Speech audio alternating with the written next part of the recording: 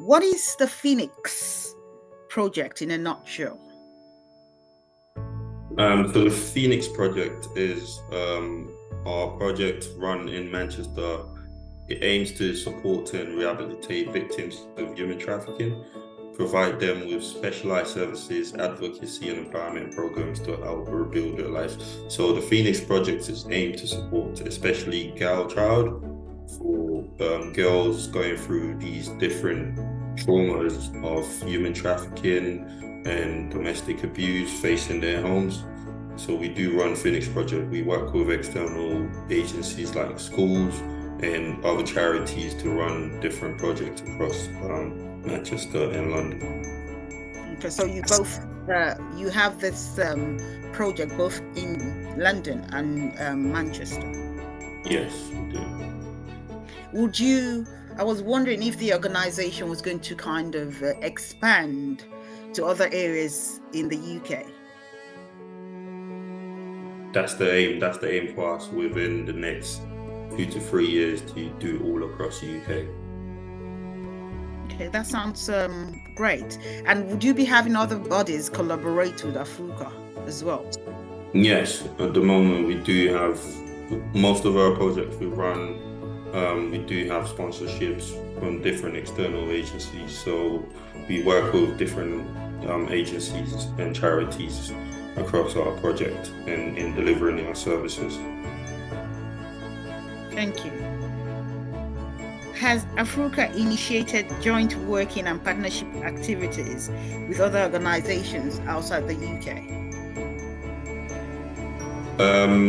Afruca is engaged in joint working and partnership with international organizations outside of the UK to combat child exploitation, trafficking, and abuse, fostering a global network to address, which is a global issue across the world. So, for example, Afruca is currently doing a project in Nigeria to help combat child exploitation and witchcraft abuse, which we're running to create sensitization in Nigeria for families and ethnic and the communities to know about these things and try to get the law involved in them instead of taking on our beliefs which we've held on to for so long, which are not true most of the times. And these kids are going through traumatic experiences based on these beliefs, which most times are not true. So they collaborate with the governmental parastatal Yes. to carry out projects. Okay. Yes. So is it going to be expanding across Africa or West Africa, East Africa, and North Africa? Yeah, that's the aim. Working that's the aim for us, but working in Africa in general can be really, really a tough experience, because especially as a charity, there's so many hurdles you have to go through in order to be able to successfully exert your work as a charity, because us as Africans, we know the things going on in our countries in terms of the corruption and other things, in terms of putting squared holes and square pegs and round holes in terms of things like this. So you bring your documentation and people will tell you, okay, you can't run this project at this time, you have to wait. It's all politics. So once we get past these stages, we will be able to successfully run our project across Africa. Thank you. I do agree with what you said. There are lots of things that needs to be put in place before this project can be up and running. And some people, I don't know, but I believe some governmental departments might not really think this is worth doing, depending on the department. Yes, some might see that some people might see it as a westernized idea of doing things that people shouldn't be doing this in Africa, so to speak. And in general as well, because most of our colleagues are women, so in Africa as well, there's this belief, seeing women running projects, talking to men about these things. They do.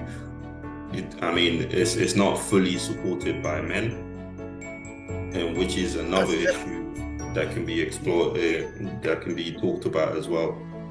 Because I remember, I think it's the Nigerian author, Chimamanda, I forgot her name. So she mentioned something.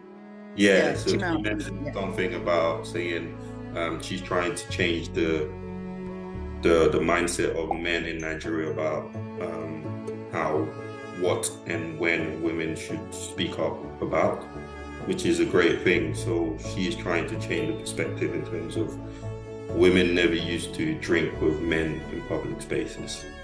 Women never used to, when there's marriage, women never used to accept the bride price. So all of these are changing now. So it's things like this, and once all of this can get pushed to the side and we can all move on, then our project can successfully run. You're quite right. But you know, back in Africa, it's a patriarchal system. It's a male-dominated sphere. Yeah. So it's going to take a while, but definitely we'll get there. We'll definitely get there. If we have lots of activists, we'll get there someday. 100%. I believe in that. So that leads me to my final question. How can other organizations connect with Afruca? Through our websites, email, telephone, banks. So organizations can connect with Afruca by reaching through our website, contacting our partnership liaison, or attending our event or workshops geared towards collaborative efforts in safeguarding children's rights and welfare. So I'll share with you some of our contact details, and then you can share it. And we're happy to work with other charities and different projects across the UK, even globally across the world, wherever we can reach, and there's funding for it. We're happy to work together and collaborate. So is it going to be www.afruca.org.uk?